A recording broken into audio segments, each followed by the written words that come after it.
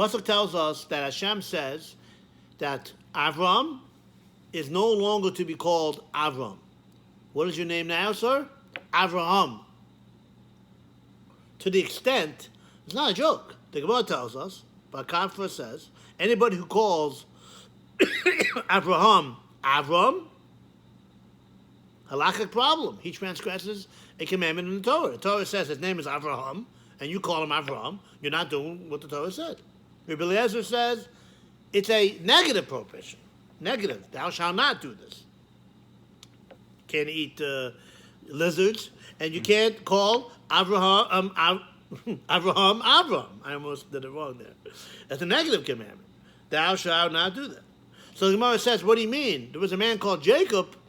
Okay, notice I didn't say his Hebrew name. I said Jacob. Okay? And Jacob was changed to Israel later on. So why isn't there a problem with calling the man Yaakov? Right? We say the three of us, after we took Yaakov, we don't say Yisrael. What's the problem? What's the answer?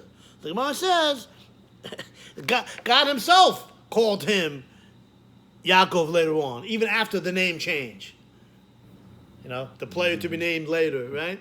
So even after the name changed, he still did it. So once God himself did it, you see that it wasn't like a real change.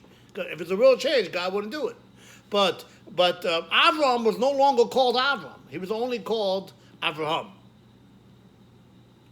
Says the Vilna Gaon, why is that? Where do you see that in the Psukim? And why is that? So the Vilna Gaon says very nice. The Sifri tells us that whenever it says the word v'haya, it means right away. When it says yihiyah, right? Again, v'haya means and it should be, it shall be. Yihiyah means and it will be. So v'haya means right away, and yihiyah means afterwards. Lachas man, later on. Says the Vilna Gaon, beautiful. By Avraham it says, "V'haya shimcha Avraham." According to the wool, it means right away. Therefore, it was chal then. As it's in English, it takes effect right away. Therefore, HaKadosh Baruch Hu never calls him Avram later ever again, and we can't call him Avram ever again because the name change took effect right away.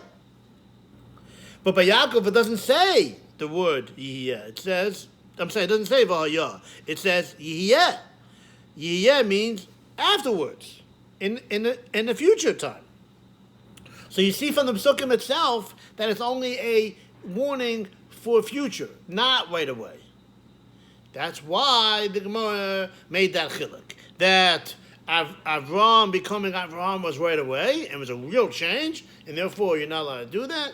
But the other one was not a real change, as you see that the Gemara itself quotes a verse that HaKadosh Baruch Hu himself called, even after he became Yisrael, he still called him Yaakov. So you see that it wasn't a real change, and therefore you don't have the prohibition.